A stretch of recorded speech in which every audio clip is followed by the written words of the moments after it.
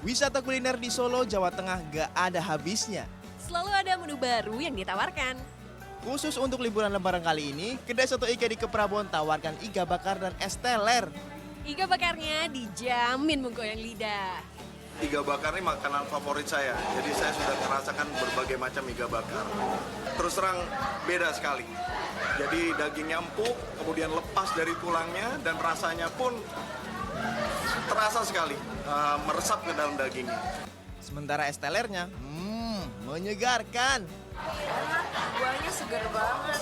Kayak beda banget sama yang komersil itu ya. Saya kalau yang di sini tuh kayak alpukatnya alpukat seger gitu loh, kayak benar-benar fresh baru dikupas. Yang bikin beda, selain menggunakan air kelapa asli, es teler ini juga ada campuran khasnya.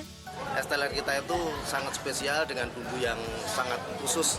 Jadi saya tawarkan untuk kuliner baru di kota Solo, es teler dari Soto Iga Keprabon. Pantes ya, saat es teler diluncurkan pertama kali, 100 porsi ludes dipesan dalam waktu 1 jam.